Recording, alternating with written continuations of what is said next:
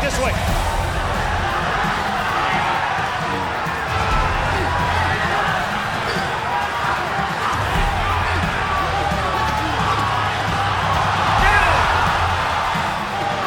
Watch how the referee be like, watch it, listen.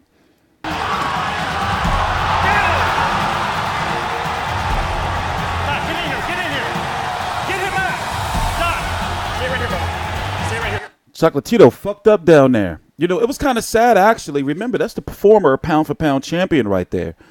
You know, just a little too much weight for him. Everybody can't be Manny Pacquiao, you know, running through weight divisions. Anyway, TstreeT Controversy. This is TstreeT Controversy Live. We have a good idea of what the Canelo versus Golovkin undercard is going to be. So right now it's August the 8th, 2018, 9:35 a.m. Eastern Standard Time. We've been hearing the rumors for the last week and a half, maybe about 2 weeks or so, that it's going to be Roman Chocolatito Gonzalez. I don't like calling no man Chocolatito, you know, but whatever. Roman Gonzalez versus Moises Fuentes. Cecilia Braekhus versus an opponent to be determined. She's the undisputed 147-pound women's champion with the IBF, WBA, WBC, WBO. And then Gary Spike O'Sullivan. Here's Moises Fuentes right here, 25-5-1 with 14 KOs. He lost his last fight, and he looks like right now at this point in his career kind of like a journeyman of sorts, or he's along that path of being a journeyman. For example, these two fights right here with this guy who's 7-15. But either way, it's Chocolatito's first fight. Roman Gonzalez's first fight back since getting knocked out back in September of last year, the week before. This was a Superfly. This was the first Superfly card, wasn't it? Or was it Superfly 2? I believe this was the first Superfly card. The week before Canelo versus Golovkin.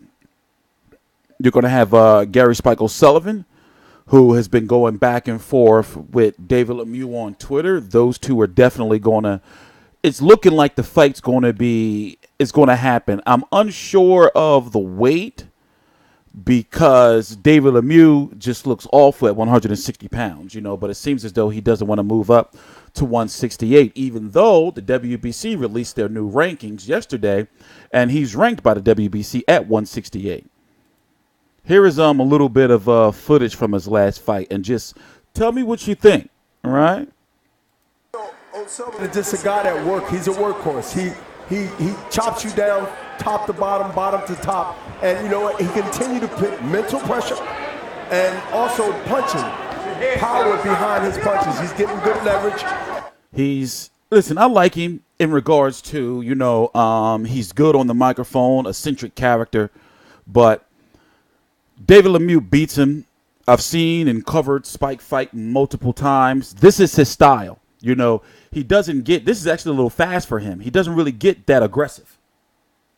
So David Lemieux is going to be all up in his shit. But what weight is it going to be at? You know, is it going to be at some type of catch weight shit? Because if I'm correct, Spike O'Sullivan is ranked very high by the WBO in regards to, you know, possibly getting a title shot. So it would be in his best interest to fight him at 160 pounds, meaning for David Lemieux to fight at 160 pounds.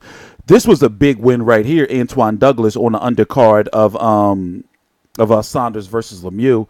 You know, Antoine Douglas already had his soul taken by Avantadil Kurtsidis, who's now unfortunately doing some time, from my understanding. But now, now Gary Spike O'Sullivan has whatever's left of his soul. He fought Chris Eubank Jr., in which he got stopped, in which he was fighting a similar fight like this. And my personal opinion, Chris Eubank Jr. is not good at all. He never was. He fought Billy Joe Saunders years back. I covered this fight on another channel. And, you know, he's made a nice, solid career for himself. He threw like a mankini, which is like a man bikini thong type deal, at Anthony Ogogo. Like, that shit landed, like, right on his face. Like, and he was wearing it. Let me show you. I don't really want to pull up this disgusting image. Fuck it. It's probably just going to pop right up. It's probably just going to pop right up once you go to images. But he was wearing this thing. It's going to be around here somewhere. He was wearing this thing, and then him and Anthony Ogogo was having a little bit of a feud. So he showed up at Anthony Ogogo fight, which Ogogo lost, and he threw this thing that he was wearing. I can imagine it was sullied. You know, he didn't cleanse it. He threw this thing that he was wearing. I know how to find it. So I guess what I'm saying is I expect for him and David Lemieux, this thing right here. And he threw it. He threw it at Anthony Ogogo, and it landed right on his face. So he wore this thing, and then he threw it. Let me see if we can find it. And it was like right there. I covered the fight live. Anthony Ogogo face. Nah. I wonder if there's. I'm gonna pull up the footage for you one day. Motherfucker. That's him right here. He has some issues with his eye. I wonder what's going on. But yeah, there was that. You know what happened to David Lemieux? Got schooled by Billy Joe Saunders last December.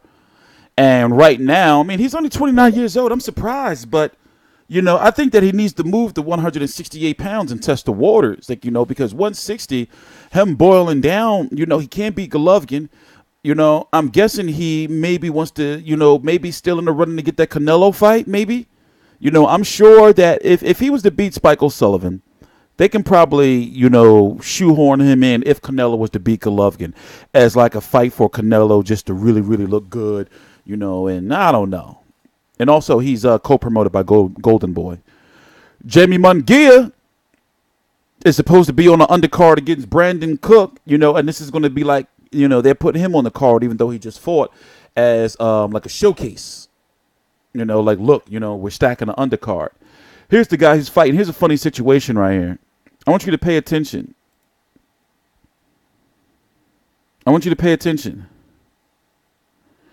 He was supposed to originally fight Kell Brook, but then Kell Brook got hurt. He was supposed to fight Kell Brook on the undercard of Dylan White versus Joseph Parker.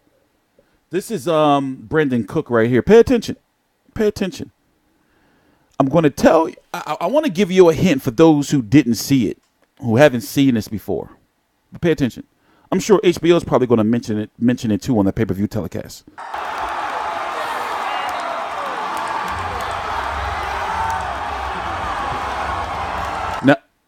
Now they're going NWO in there.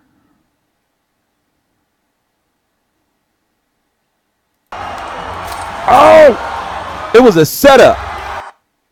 He pushed him into it. We're going to watch it slow-mo. Okay, let's play it real time and then in slow-mo.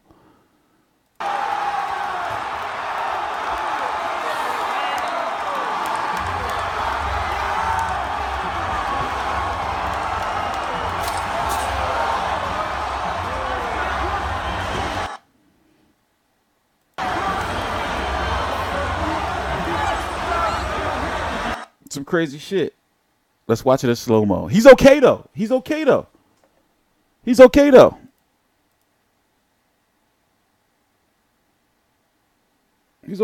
go in slow-mo.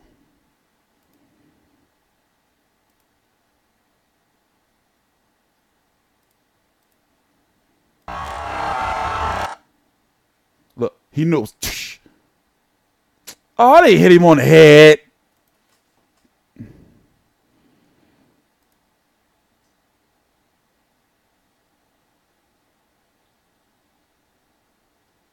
Still, that's fucked up though. It's fucked up. I would like to see, I know it's unlikely, but I would like to see Cecilia Brakas versus Layla McCarter.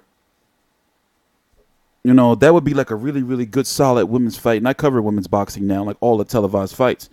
So, that would really be good for me. But, it's a solid undercard. I mean, let's go look at last year's undercard, for example.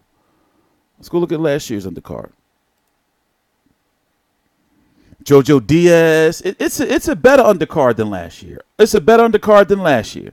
Even though these are, good names. For example, Ryan Martin's in the World Boxing Super Series. You have Jojo Diaz, who's fighting this weekend. Actually, remember, it's August the 8th right now. It's this weekend.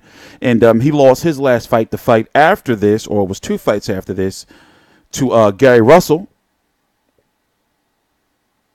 So yeah, this undercard is definitely, better with Spike O'Sullivan, David Lemieux. That's a fight that it's like, okay, all right, I can deal with that. You got Jamie Munguia versus Brandon Cook. I can, for a showcase fight and for somebody to see the exciting style of a Jamie Munguia, because let's face it, around that time when Munguia is going to be fighting, people are going to be getting their plates. They're going to be getting all liquored up and everything, making sure, they're doing whatever they got to do to get ready for the main event. So to see him while you're doing other shit in the background and to see him doing all that wild shit and probably knock Brandon Cook the fuck out, no disrespect, it's going to be, something good to watch. So obviously this is not the whole undercard. I'm expecting for them to probably throw one more name on there that we know, of.